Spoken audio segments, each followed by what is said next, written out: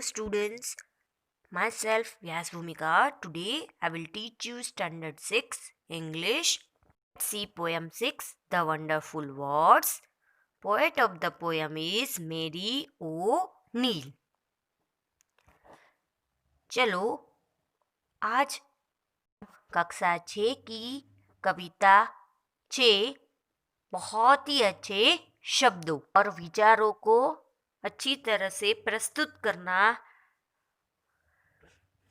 कविता मेरी ओनील के द्वारा लिखी हुई है, उसको आज हम पढ़ेंगे. So let's see. First, summary of the poem. Man is a gifted animal who can think and speak. Means हम इंसान भगवान की एक ऐसी देन है जो विचार कर सकते हैं और अच्छी भाषा बोल सकते हैं. Every man knows at least one language and it is must to give expression to thoughts, idea and feelings. Means हर एक इंसान अपनी एक लैंग्वेज के द्वारा जाना जाता है जो उसके द्वारा अपने थॉट्स, आइडिया और फीलिंग्स को एक्सप्रेस कर सकता है. और हम भी ऐसे ही करते हैं ना, हम अपनी लैंग्वेज के द्वारा दूसरों को बताते हैं कि हम आपको क्या बोलना चाहते हैं या तो क्या समझाना चाहते हैं. All people think as well as speak. सभी इंसान है वो विचार करके बोल सकते हैं. मीन्स विचार भी कर सकते हैं और बोल भी सकते हैं. The poet advise the reader to work on their language and learn it skilfully. Means यहाँ पे पोएट है वो एडवाइस देता है रीडर को, मतलब हमें, कि हमें अपनी लैंग्वेज पे अच्छी तरह से काम करना चाहिए और उसमें से बहुत कुछ सीख के उसको स्किलफुली डेवलप करना चाहिए. The poet says that we all know one language at least. Poet कहते हैं कि एटलीस्ट हमें एक लैंग्वेज के बारे में तो पता ही होना चाहिए. We all have a mother tongue, so we must have good command over it. हम सब की एक मदर टंग है तो उसके ऊपर हमारी कमांड अच्छी होनी चाहिए. फॉर एग्जाम्पल, हमारी लैंग्वेज है गुजराती तो उसके ऊपर हमारी अच्छी कमांड होनी चाहिए. मीन्स जैसी तैसी गुजराती लैंग्वेज नहीं, मीन्स परफेक्ट जो गुजराती में वर्ड्स यूज होते हैं वो वर्ड्स का यूज करके उसको बोलना. We should not let any idea go or fade just because we don't find the right words for it. Rather, conscious efforts should be made to find the words to express it clearly. Means हमें अपने ideas है उसको fed up नहीं करना चाहिए just because we don't know the right words or we don't have efforts to find the words meaning and do not express it very well in front of others. मतलब जब हमें कोई idea आता है और उस आइडिया को अगर हम अच्छी तरह से दूसरे के सामने प्रेजेंट नहीं कर सकते हैं तो इसका मतलब ये नहीं है कि हमें उसका अच्छी तरह से मीनिंग नहीं पता है और हमें उसकी वजह से दुखी भी नहीं होना है. It might be possible that idea does wonders. ऐसा पॉसिबल कभी कभी होता है कि आइडिया क्या होता है, वंडरफुल होता है. मतलब जो हम सबको बताना चाहते हैं वो हमारा आइडिया सबसे अच्छा है, ऐसा कभी कभी पॉसिबल होता है. English is a wonderful and rich language. जो ये इंग्लिश लैंग्वेज है वो बहुत ही ज़्यादा अच्छी और रिच लैंग्वेज है. मतलब अभी ट्रेंड चल रहा है इंग्लिश बोलने का, तो अगर आप कहीं पे भी जाओगे और इंग्लिश बोलोगे तो आपकी इम्प्रेशन एकदम रिच पर्सन के जैसे हो जाएगी. One can express one's thought in this language without any hassles clearly. मतलब एक इंसान है वो अपनी लैंग्वेज के द्वारा जो अपने वर्ड्स या तो आइडियाज़ हैं वो अपनी ही लैंग्वेज में अच्छी तरह से एक्सप्रेस कर सकते हैं without any hesitation. The need is to look for the correct and right words to express our idea clearly. मतलब इसके लिए ये ज़रूरी है कि हम अपने वर्ड्स को अच्छी तरह से एक स्ट्रक्चर में ढाल के अपने आइडियाज़ दूसरों के सामने प्रस्तुत कर सके. It is wrong to think that there are no more good thoughts left to be expressed.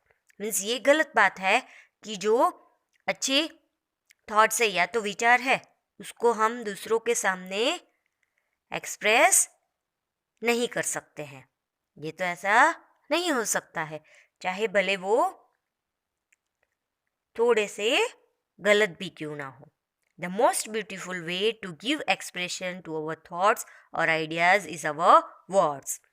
Means हमारे के द्वारा विचार और आइडिया दूसरों के सामने अच्छी तरह से प्रेजेंट कर सकते हैं.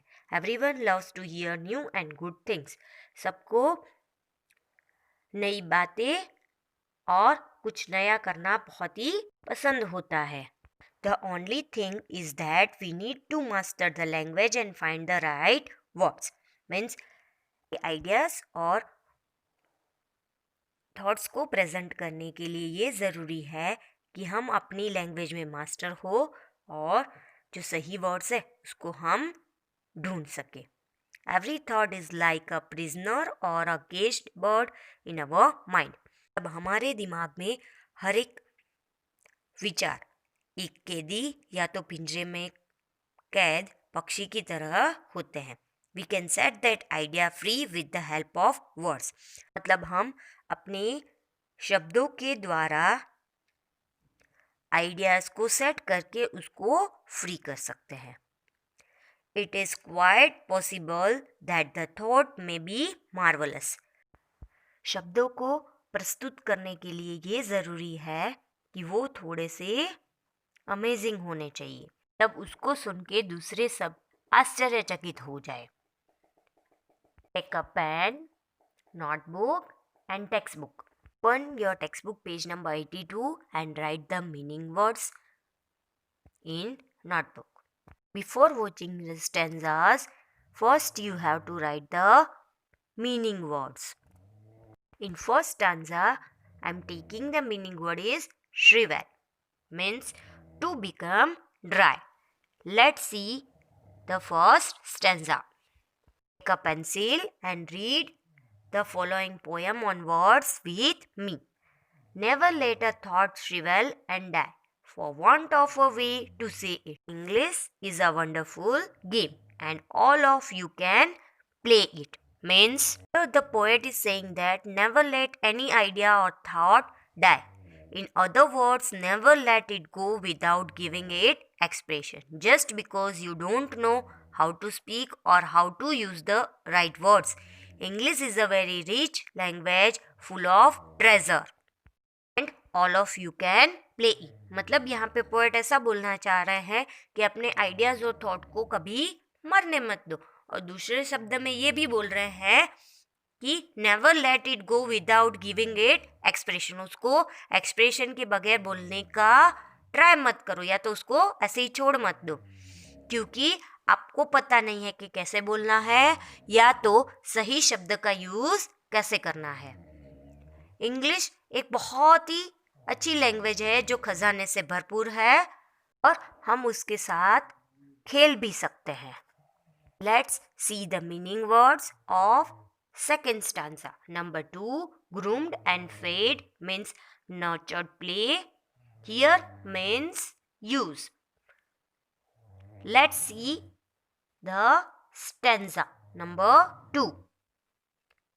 All that you do is match the words to the brightest thoughts in your head so that they came out clear and true and handsomely groomed and fed.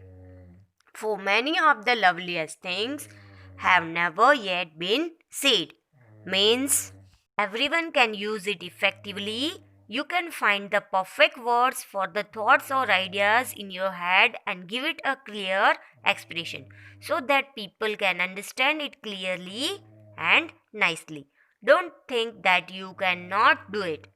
There are yet many good things, the most beautiful ones, which has not been said and done just because of lack of nurturing, lack of words and knowledge. The poet is laying stress on learning a language correctly and completely. मतलब poet हमें यहाँ पे ऐसा बोलना चाह रहे थे कि हर एक इंसान को अच्छी तरह से इंग्लिश का यूज़ करके उसको इफ़ेक्टिवली बोलना चाहिए. आप अपने दिमाग में अच्छे विचारों के लिए परफेक्ट वर्ड ढूंढ के उसको क्लियरली एक्सप्रेस कर सकते हो, जिसकी वजह से लोग आपको अच्छी तरह से समझ पाए कि आप क्या बोलना चाहते हो. और आप ऐसा मत सोचो कि आप से नहीं कर सकते हो. ये भी बहुत सारी ऐसी गुड थिंग्स और ब्यूटीफुल थॉट्स हैं जिसको कभी भी किसी ने बोला नहीं है, क्योंकि उनके पास वर्ड्स या तो नॉलेज नहीं है. पोएट से बोल रहे हैं कि हमारी जो लैंग्वेज है उसको करेक्टली और कंप्लीटली बोलने के लिए हमें उसको लर्न करना ज़रूरी है.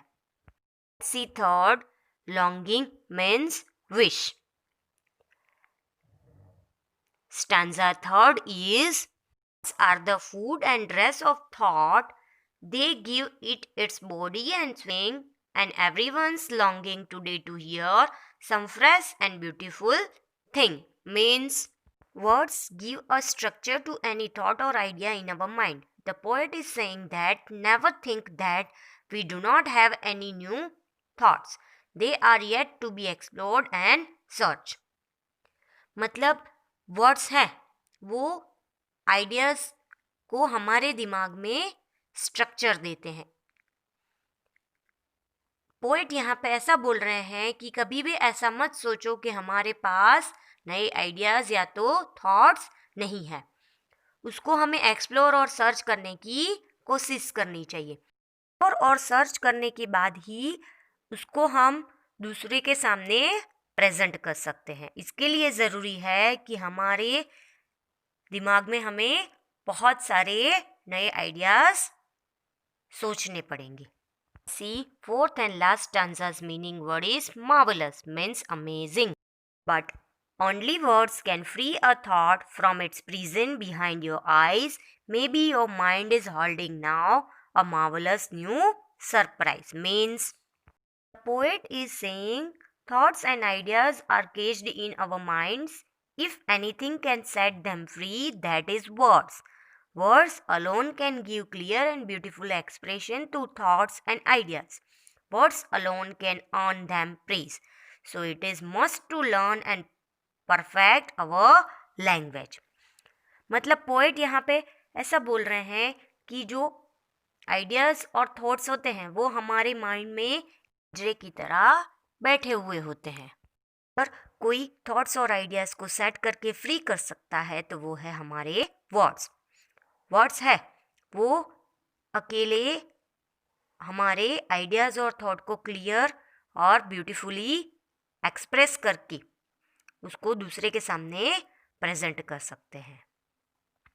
आइडियाज़ और थॉट को एक्सप्रेस करने के लिए हमें परफेक्ट लैंग्वेज सीखनी ज़रूरी है. अगर हम परफेक्ट लैंग्वेज सीखेंगे तो हम दूसरों के सामने अपने आइडियाज़ और थॉट्स अच्छी तरह से प्रेजेंट कर पाएंगे.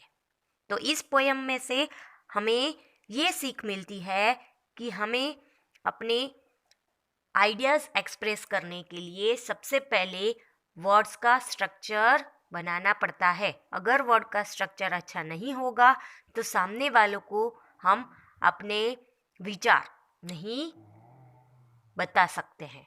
I hope you all understood this poem very well. Thank you.